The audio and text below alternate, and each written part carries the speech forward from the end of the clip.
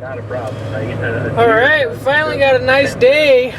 February 24th. About feverish at the moment of the shot. It's about 40 today. The wind's picking up, but when it comes to I wanted to go out and go check a bed that I know about, a buck bed. I actually jumped a nice buck out of it. The 30th, I think. 29th or something of October. I jumped a buck out of bed in the rain when I went back to grab a trail camera, and I've been wanting to go back ever since. But we got a ton of snow dumped on us, probably close to 2 feet, if not a little more in some places. And I have not been wanting to go walk around in that. So now that the weather's nice, it's not necessarily awesome, but the snow melted off a lot, and it's going to make a lot of the walking easier. Hopefully should reveal some of these beds melted out a little bit now too, but we're going to go for a walk, finally. It's been about 2 months since I've just gone on a good scouting walk, but oh well. Stay tuned and see what we find. A lot of tracks in this area, and not very far off the road at all. The road's probably 150 yards behind us. But that's why I like doing this in the winter, which everybody preaches it. Do the post-season scouting in the wintertime, and you find the sign. Granted, none of this is going to help me much for when I usually take my time off, early November, but I'm following all this sign. Usually it's either going to take me to food or bed, one way or the other. And I need to know both of those in case. This is also a big terrain feature right here. If you look, we got this ridge behind me, and then it slowly tapers off. Well, then it goes to this ridge on my other side. And all the sign, all these tracks, are going right up the middle of it, or right along that edge. They're everywhere, but they all pinch down right here. These are the type of features I like to hunt during the rut. This is kind of what I killed my 12 point on this year, was a setup just like this. One thing you will run into a lot on Michigan public is that a lot of tree stands. This guy's got a very easy walk in. He's right on the edge of a ridge, about eye level with them if they're on top, which is where probably most of them are going to be. It's where the tracks are leading up. But, oh well. I just hunt around people a lot. And that's part of public land. Got to adapt a little bit, move around. Doesn't bother me at all. I'm glad other people are out hunting. But I don't kill real big deer. Not consistently.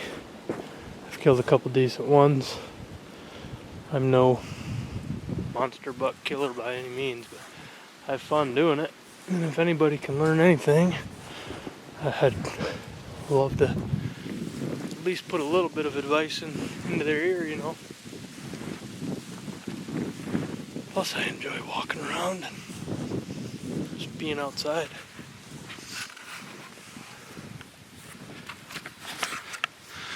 I'm following these tracks because I'm pretty positive I kicked these deer out, and wanted to see where they headed to next. Usually they will go to their next safest location.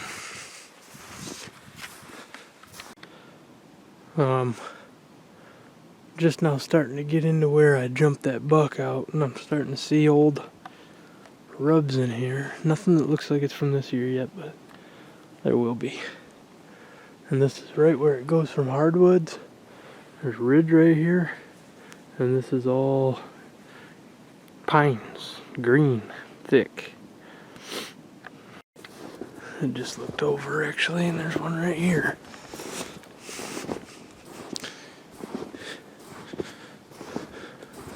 It's from last year. Not real tall. Of course, I'm also standing on a foot of snow, but still nice to see. Looks like somebody else might have been onto this buck too, which wouldn't surprise me.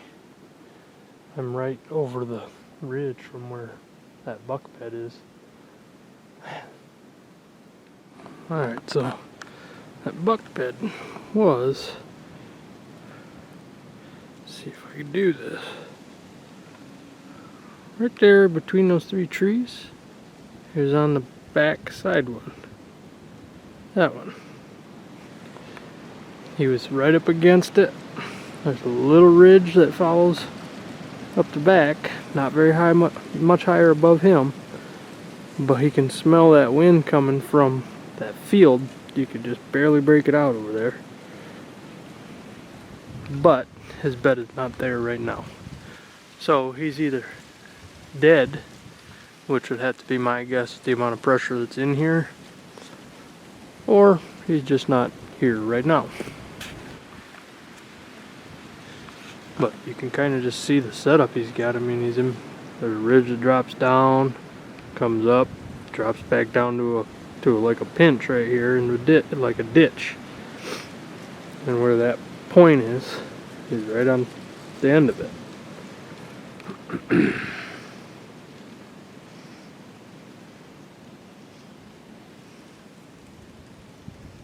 Following a bunch of tracks coming off these hills. Come down here and there's a rub that's definitely from 2020. Nothing big, but there's a buck in here. It gets pretty thick right at the bottom of this hill. And then it kind of rolls right up around into the cedars and pines. Pretty decent rub there. That's probably the buck that I was looking for in here. But that was also October 29th when I jumped that deer. So it could be, Steve Thomas and I were talking about it, it could be the, he was there because of the rut. I jumped a couple does out of there when I walked in there today. And if there's does bedding in there and he's bedding on the downwind side, that makes sense that way too. So yeah, I'm still learning, just like a lot of people.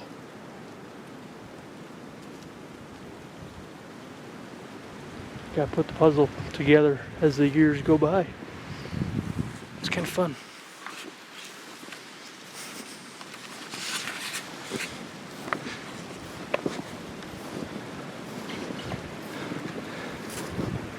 A lot of tracks up in here.